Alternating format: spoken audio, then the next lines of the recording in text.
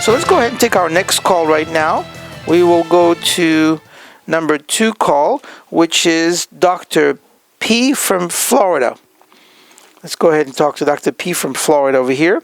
Hi, Dr. Dahan. Thanks so much for taking my call. Thank you very much. More than happy to help you. How can I help you, doctor? Tell me what the issue is.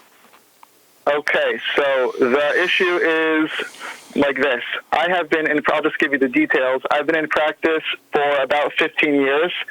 My collections are about $600,000 per year. And I'm realizing that though I make a lot of money, I'm still not where I want to be at all. I don't know what else I'm supposed to do, how to grow. I'm making tons of money, but I'm not living the lifestyle that I want. What do you have to say? What advice can you give me? Okay, so when you're saying you're not living the lifestyle that you wish, I mean, I hope this is not a lifestyle which is eccentric or too crazy, because obviously that is not quite the way that you should be living. I mean, this is personally what I recommend. Nonetheless, let's talk about your collections. How much of your collections, what is the percentage of your collections that goes to expenses?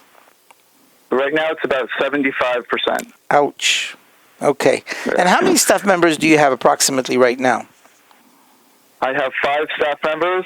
4 are full-time and 1 is part-time. Okay. Of the office that you have approximately, what is your square footage?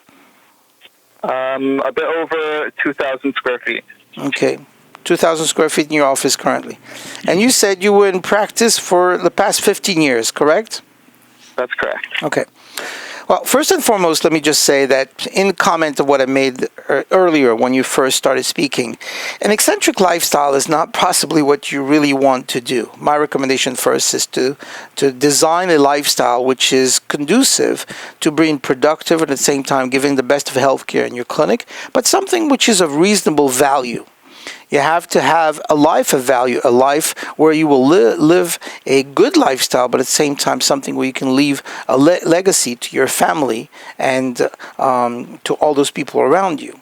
So, having said that, the fact that you are wanting to do more, and I'm not going to go into the details if you want a bigger home or if you want to buy more cars, if you want to buy greater investments, the very fact that you mentioned you would like to have a better lifestyle, this is something that if you want to collect more money in the practice that you're doing now, you're right. $600,000 is quite a reasonable amount to collect. 75% of that goes to expenses.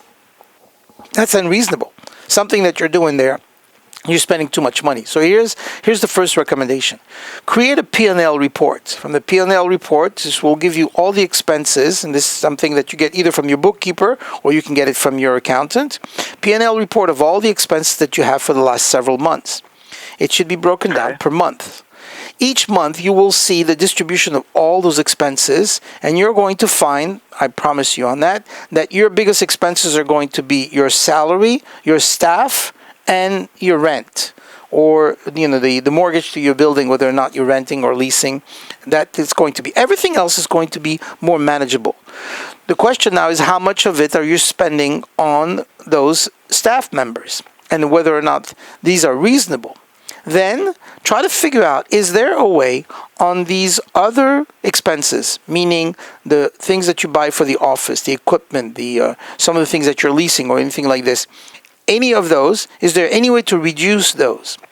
Your expenses should be at approximately 62%. That's the top level that it should be. Better than 62% is 50%. About 50%, you're in a good stage. Anything higher than that, it becomes precarious and it becomes more difficult. At 62%, that's the top that it should be. You're at 75%, buddy. That's a lot of money that you're spending on expenses, especially on a couple thousand square feet. Just doesn't make sense. So review that. And of course, that you'll have a much better understanding of where your money is going. There are only 2 ways, and make that very clear, 2 ways to change the business concept that you have now. Either increase your revenue or decrease your expenses. It's as simple as that. By increasing your revenue means you either have to see more patients, render more services, or on the services that you're rendering, get more from each of those services. Or decreasing your expenses. So either the expenses go down or the income goes up. And fortunately, in a lot of the clinics, what happens is the clinics, as they grow, their expenses also grow. And that number, those numbers cannot be there at the same time. You have to grow in a progressive manner, but it should be limited, and therefore you have to watch out for that. Is that good advice, doctor? Is that good enough for you? Yeah, that's been very informational. Thank you. I wish I'd called earlier. Not a problem. I appreciate your call. Make sure you call me back. Let me know after you've reviewed this. If you want me to go into greater details, more than happy to help you with that.